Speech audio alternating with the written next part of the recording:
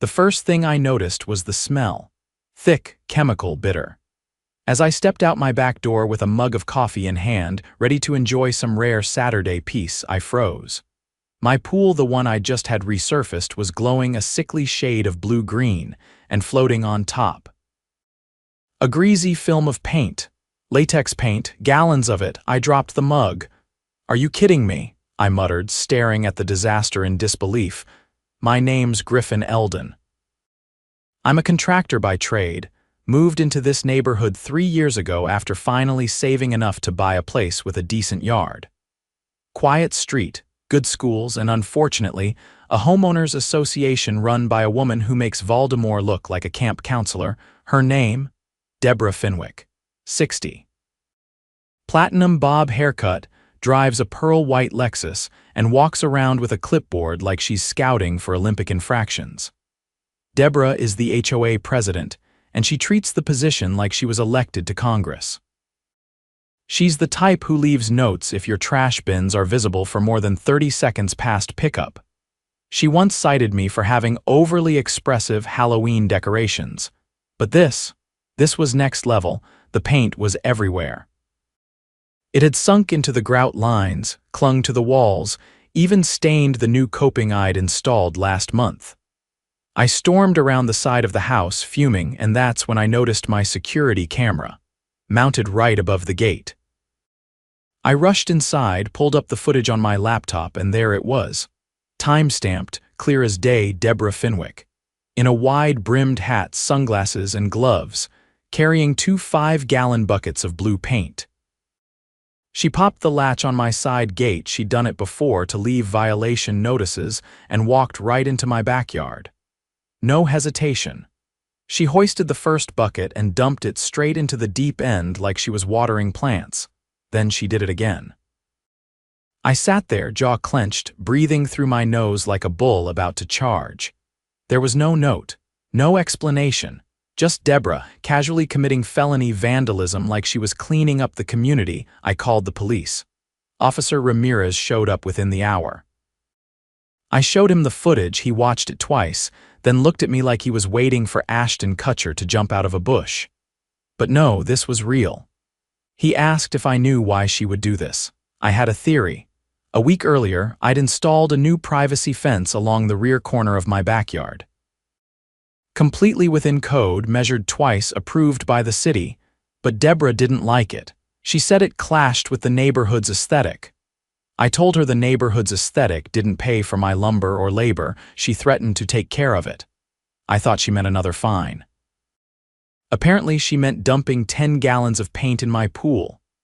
"I'll file the report," Officer Ramirez said, shaking his head, "but this isn't just a civil matter. That's criminal mischief at minimum, possibly property damage over $2,500. Try over 10 grand, I said. He raised an eyebrow. New plaster, new sealant, new pool lights, all ruined. Then we're talking felony, I nodded. Good, let her explain that to the judge. The next day I got a knock on the door. It wasn't the police, it was Deborah. Wearing a pastel cardigan, sunglasses on her head like she was headed to brunch, and holding that same clipboard like it was a badge. "Griffin," she said, like we were old friends. "We need to talk." I folded my arms and leaned against the doorframe. "You mean about the felony you committed in my backyard?"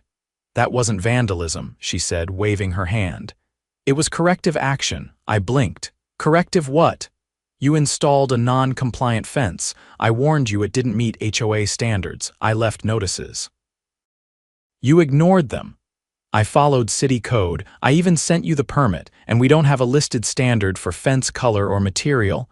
She pressed her lips together like she'd tasted something sour. "We're working on updating those guidelines." I laughed. "You're not a city inspector. You're not a judge. You're the president of a neighborhood HOA, Deborah. That doesn't give you the right to trespass and destroy private property." I was acting in the best interest of the community. I stepped out onto the porch. "You dumped paint in my pool because you didn't like my fence." "That's not community leadership, that's psychotic." Her eyes narrowed. "I suggest you stop this nonsense before it escalates." "Oh, it already has," I said, pulling my phone from my pocket. Police reports filed, security footage is backed up. And by next week, you'll be dealing with more than an angry homeowner. You'll be dealing with a judge." Her smile faltered. I shut the door in her face. 2 days later, I got a call from Detective Lyles with the County Property Crimes Unit. He'd reviewed the report and footage and wanted to confirm a few things. By the time we finished our call, he told me he would be requesting charges for felony criminal mischief and trespassing. That same day, I called my lawyer, a college buddy named Martin who now specialized in property law. He'd dealt with HOAs before, loved making them sweat. "This is open and shut," Martin said after watching the tape. "She's cooked." But Deborah wasn't done. That evening, I got a notice from the HOA. A formal violation citing my unauthorized pool color alteration and non-compliant landscaping due to blue water runoff. I laughed so hard I nearly dropped the letter. She was trying to fine me for the damage she caused. I posted a copy of the violation and the security footage on the neighborhood Facebook page. Within an hour, it had over 200 comments. Turns out, I wasn't the only one Deborah had targeted. There was a retired couple she fined for having improperly shaped hedges. A single mom she reported for excessive driveway chalk art. Someone even said she'd once measured the length of their wind chimes. People were done. By the end of the night, a petition had started circulating. Not just to remove Deborah as HOA president, but to dissolve the HOA entirely. By Monday morning, the neighborhood was humming like a kicked beehive. Everyone had seen the footage. The story had seeped into every porch conversation, every dog walking route, and every group chat in the HOA's once pristine little kingdom. Deborah Finwick, the woman who once fined a man for having mismatched holiday lights, had become the subject of meme-worthy ridicule. Someone even photoshopped her face onto a paint can and posted it on the community bulletin board outside the clubhouse. But the real show was just getting started. At 9:42 a.m., a marked cruiser pulled up in front of her house. Detective Lyles stepped out with a folder tucked under his arm and rang her doorbell. I watched from across the street, leaning on the hood of my truck. Deborah opened the door, stiff and upright, like someone expecting a Girl Scout and getting the IRS instead. He handed her a document. She didn't take it. She stood there, lips tight, arms crossed. Lyles waited. Eventually, she reached out, grabbed the paper, and read it. Her neck turned the color of sunburned skin. That was the arrest warrant. She wasn't taken in cuffs, not for this kind of charge, but she was cited formally and given a court date. The moment the cruiser pulled away, I saw her yank her front blinds shut with enough force to shake the window frame. That evening, I got a text from Martin, my lawyer. Judge approved the civil summons. She'll be served within 48 hours. Now the criminal case was in motion, and the civil suit for damages was about to land on her doorstep. I wasn't just going after cleanup costs. I was going after labor, material loss, and the cost of having to drain and resurface the pool. The total came out to just north of $13,000. Martin said if we played it right, we could also pursue punitive damages for trespassing and harassment. I told him I'd settle for her paying every penny and stepping down from the HOA. He said, "Let's make sure it stings." The next day I went to work as usual. When I got home, there was a certified envelope shoved halfway into my mailbox. Inside was a letter from the HOA's Emergency Committee, a group I didn't even know existed. They claimed they were assuming temporary oversight of Deborah's duties to minimize disruption. The letter, though dressed up with official-sounding phrases, was clearly damage control. Buried in the second paragraph was a gem. They were suspending all fines and violations issued in the past 30 days pending review. That included the nonsense violation Deborah had tried to pin on me. I posted that to the Facebook group too. More neighbors came out of the woodwork. One woman uploaded a PDF of a noise violation she'd received after hosting a book club on her screened-in porch. A man posted a photo of a letter Deborah had mailed him claiming his yard gnome was aesthetic pollution. The stories weren't just piling up, they were forming a wall. On Thursday afternoon, a white SUV with tinted windows rolled up to my house. Out stepped a man in a tailored navy suit and polished shoes. He identified himself as Mitchell Blackwell, Deborah's attorney. "Mr. Eldon," he said, "I'd like to discuss a possible resolution between you and my client." I stepped out onto the porch and didn't invite him in. "You mean the resolution where she pays for the damage she caused? She's prepared to offer a good faith settlement in exchange for withdrawing the civil complaint." I raised an eyebrow. "Is this before or after she explains to a judge why she trespassed onto private property with buckets of paint?" Blackwell adjusted his tie. "If we can settle this quietly, it might spare both parties unnecessary attention. Your client made this public the second she decided to turn my pool into an art project." He looked at me carefully. "She's willing to offer $7,000. That's more than half of your stated damages." "Not interested," I said. "I'm not negotiating with someone who still thinks she did the community a favor. You understand, if this goes to trial, I'll be there in a suit and tie with the footage queued up." He paused, then nodded. "Very well. I'll inform my client." She was feeling the heat, that much was clear. The next morning, a new sign appeared at the HOA clubhouse. "Emergency HOA meeting, Friday, 6:30 p.m. It was the first open meeting in over a year. I showed up early. By 6:15, the room was packed.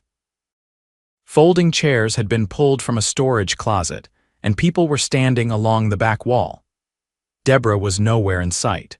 Instead, 3 members of the board, including a guy named Bruce who usually kept his head down, sat at the front table looking like kids caught sneaking out of class. Bruce cleared his throat. "We're here to address recent concerns about HOA leadership and the incident involving a resident, Mr. Eldon." I folded my arms and waited. We were unaware of the full extent of what occurred until this week. "After reviewing the footage and speaking with legal counsel, we've decided to call for a special election to replace the HOA president." People clapped. Someone shouted, "About time." Bruce continued, "Until then, all enforcement actions from the past 30 days are suspended. We will also begin reviewing our bylaws with the intent of limiting presidential authority in enforcement matters." I stood. "Are you also reviewing how someone managed to dump gallons of paint into a resident's pool without any accountability until the police got involved?" Bruce looked uncomfortable. "The board doesn't condone what happened, and we've issued a formal statement of disapproval to Mrs. Finwick." "Disapproval," I said. "She committed a felony." The room murmured in agreement. A woman near the front stood up. "My husband and I were fined $600 last year for installing solar lights. She threatened to place a lien on our home." Another man chimed in. "She made my wife cry over a garden flag." Bruce raised his hands. "We understand emotions are high. That's why we're proposing a full audit of the HOA's actions over the last 18 months. That got more applause. By the end of the meeting, residents were exchanging phone numbers, starting committee sign-ups, and even discussing the possibility of dissolving the HOA entirely. One retired attorney said he'd look into the legal steps required. For the first time since I moved in, people were actually talking like neighbors instead of tenants under surveillance.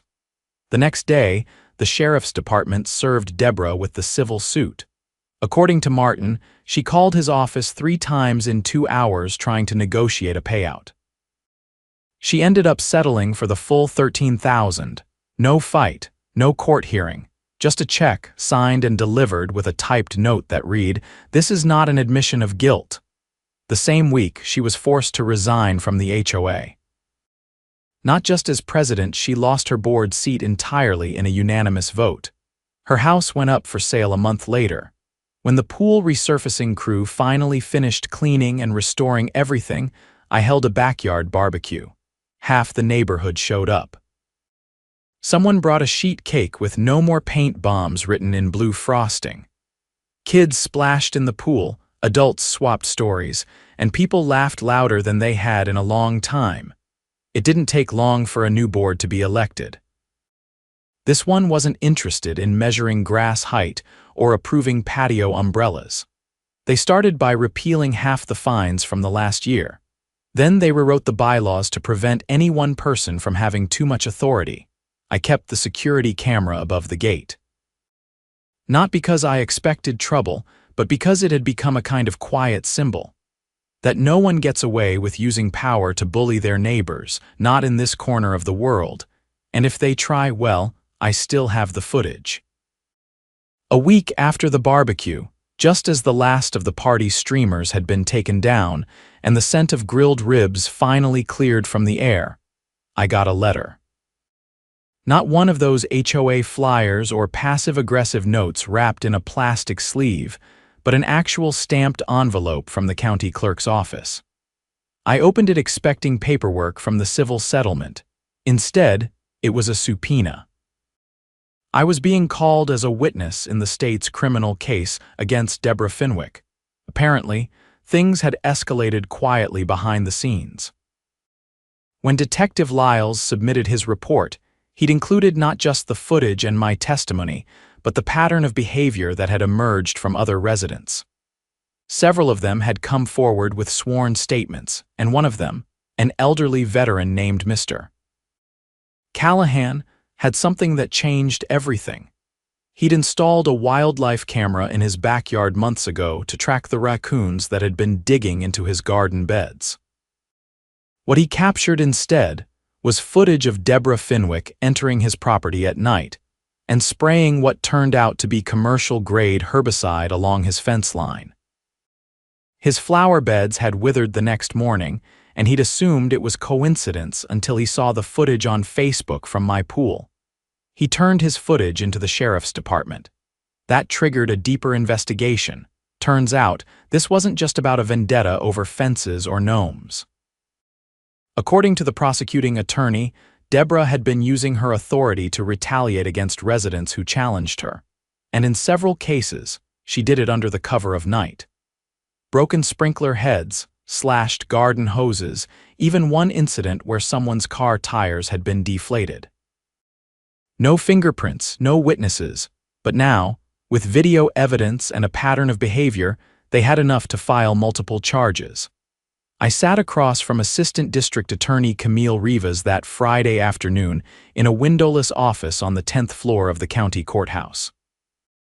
"She's not just facing criminal mischief charges anymore," said Rivas, tapping her pen against the manila folder in front of her. "We've added felony counts for targeted vandalism, trespassing with intent to intimidate, and malicious destruction of property."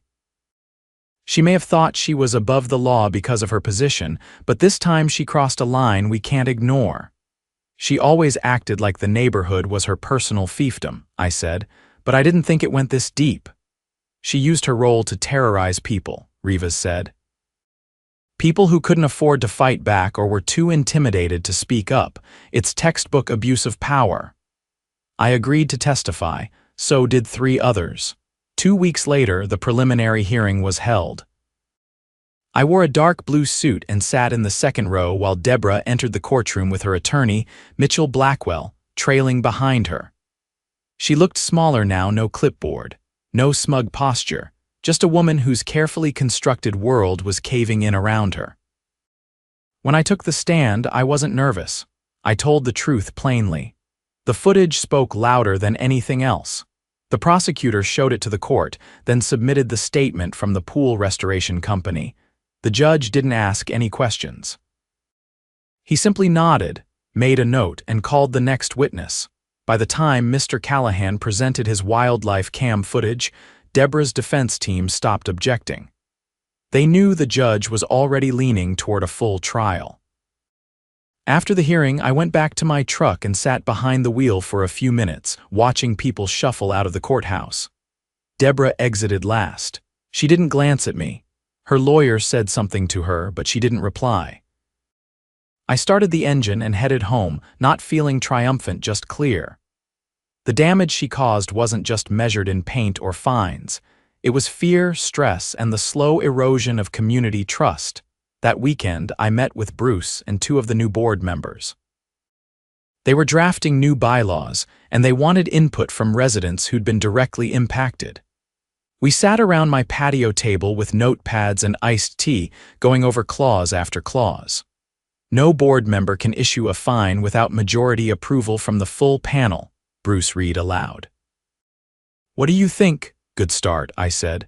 But add a transparency clause. Every fine, warning, and complaint should be logged and viewable by residents, full access. The woman next to him, Dana, nodded. And a term limit. Nobody should be president for more than 2 years. We spent 3 hours redrawing the rules, line by line, making sure no one would ever have the kind of unchecked authority Deborah had abused. By Monday, the draft was posted publicly. Residents began submitting feedback, and most of it was enthusiastic. Then, something surprising happened. A reporter from the local news station showed up at my door.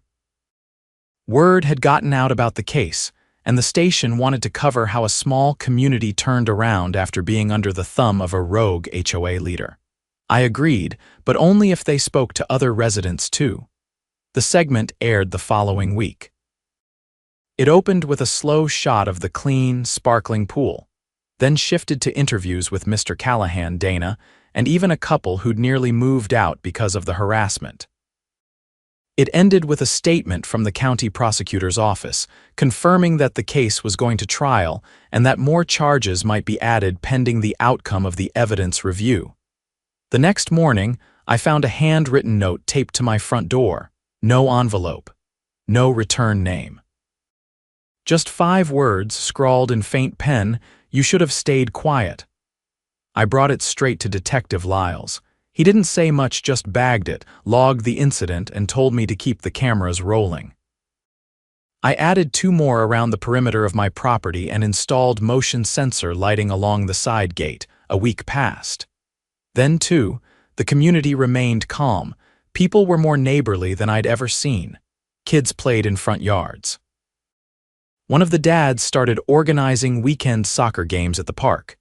People smiled more. Then, during a Tuesday evening walk with my dog, I noticed a moving truck in front of Deborah's house. She wasn't there. According to the neighbor 2 doors down, her adult son had come to clear out what was left. The house had gone under contract and the buyer was already in escrow. She'd left town quietly with no goodbye. I didn't feel sorry for her, but I did feel something else: relief. Weeks later, the trial date was set. I was back in the courtroom, this time joined by several neighbors who were prepared to testify. Deborah's lawyer tried to argue diminished responsibility, citing stress, medication changes, and the burden of civic duty. But the evidence was overwhelming. The prosecutor laid out her pattern of behavior, including late-night trespasses, targeted property damage, and manipulation of HOA authority for personal vendettas. Witness after witness described how she used her position to punish dissent. The jury deliberated for less than 3 hours. Guilty on all counts. She was sentenced to 18 months probation, a court-mandated psychological evaluation, and ordered to pay full restitution to all victims, totaling just over $32,000 across 6 households. She also received a 2-year ban from serving on any homeowners association in the state. The court ordered a formal statement of apology to be mailed to each affected resident. Mine arrived in a plain envelope. No return address, just a single sheet of paper. It read, "I regret the decisions that led to these events. I accept the court's judgment and hope to rebuild my life in a better way." I folded the letter and put it in the drawer next to the original HOA violation notice she'd left me months ago. The neighborhood didn't just recover, it evolved. The new board launched monthly town halls, created an online suggestion box, and even organized a summer block party. The vibe changed completely. People who used to avoid eye contact now waved from their porches. As for me, I kept things simple. I worked during the day, relaxed by the pool in the evenings, and every now and then walked past the house where it all started, now owned by a young couple with a baby on the way. They planted sunflowers along the front walk, and not once did I see a clipboard. 3 months had passed since the trial ended. The sun had returned to its usual spot above our street, casting long golden beams across the freshly mowed lawns and newly planted flower beds that dotted the neighborhood. The silence that followed Deborah's departure wasn't just an absence, it was a vacuum that allowed something new to breathe life into the community. The Homeowners Association, now under new leadership, had shifted gears entirely. They weren't just cleaning up the mess left behind, they were actively reaching out, asking for resident input, and most shockingly, actually listening.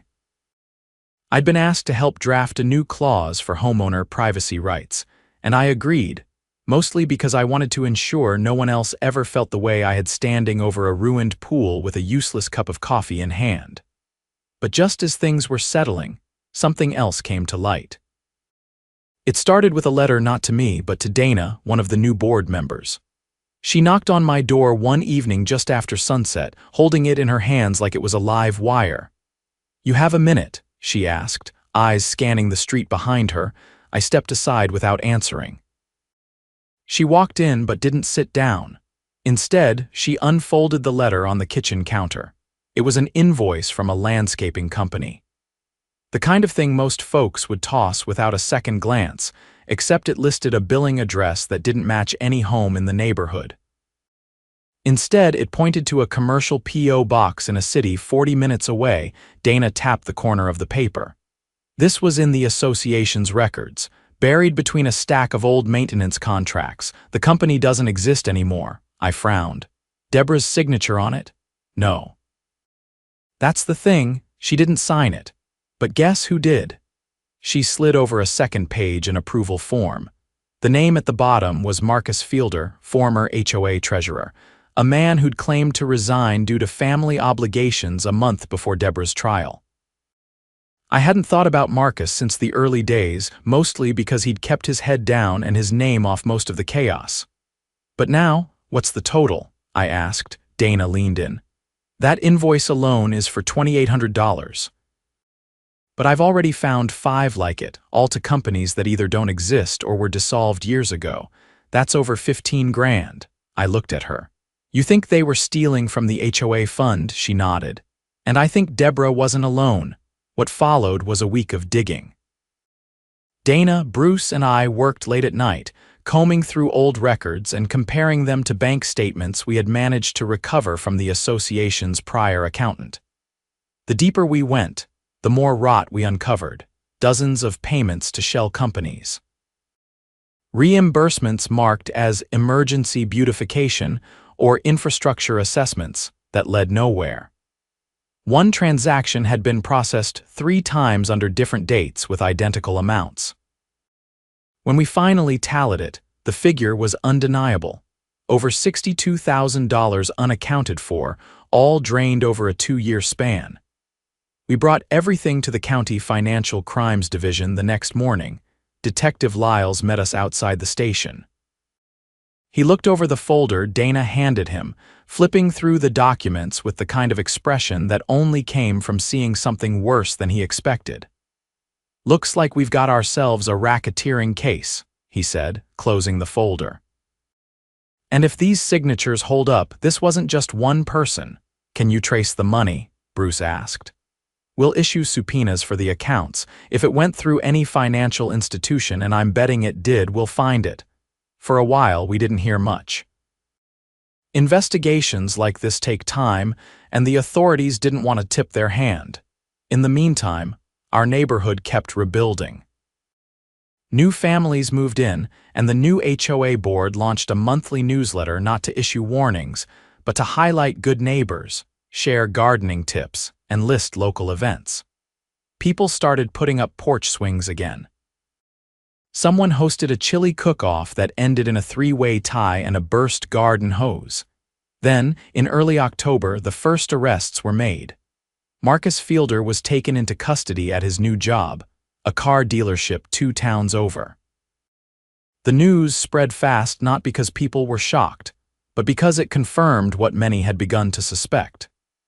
The second arrest came 2 days later, a woman named Cheryl Lang, who used to handle the HOA's accounting and had quietly relocated to a condo in the city. But the biggest shock came next. Deborah was arrested again, this time not for paint buckets or trespassing, but for felony fraud, conspiracy to commit embezzlement, and falsifying public records. Turns out, she hadn't just looked the other way she'd helped create the fake companies used to siphon off the money. Her name was linked to the registration of 3 LLCs filed in neighboring counties, all using aliases and dead P.O. boxes. The news made the local paper's front page. Her mugshot, once a face of prim control and artificial charm, now showed a woman caught in the wreckage of her own schemes. A grand jury indicted all 3 on multiple felony counts. Prosecutors claimed they had enough evidence to show a deliberate effort to defraud the HOA and its members. The trial was scheduled for the following spring, but the damage had already been done.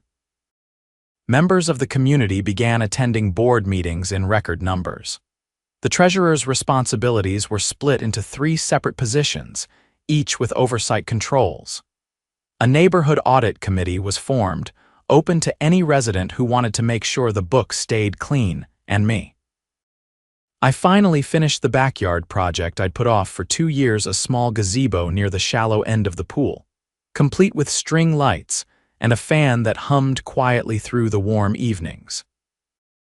I built it myself, and every time I sat under it, drink in hand and dog curled at my feet, I thought about how close we'd come to letting that kind of corruption fester unchecked. One afternoon, Dana stopped by again, this time with her daughter in tow, a gap-toothed toddler who immediately ran to my dog and tried to ride him like a pony. Dana handed me an envelope. "What's this?" I asked. "Refund checks," she said. The county recovered a portion of the stolen funds during the asset seizure. Not much, but enough to reimburse every homeowner a few $100. I opened mine. $293, just enough to feel symbolic. They actually got the money back, some of it, the rest. "Well, they're going after property liens next," I nodded. "Good, people should know there's a cost to this kind of thing." Dana looked around the yard. "You ever think about running for the board?" I laughed. "I think I've served my neighborhood in other ways." She smiled, then called for her daughter, who was now trying to drag my dog by the tail toward the pool. Later that night, I sat outside under the gazebo, watching the sky turn that soft, deep blue just before the stars came out. The wind rustled the hedges, and for the first time in a long time, there was no tension in the quiet. Just calm. The HOA had once been a symbol of fear, control, and manipulation.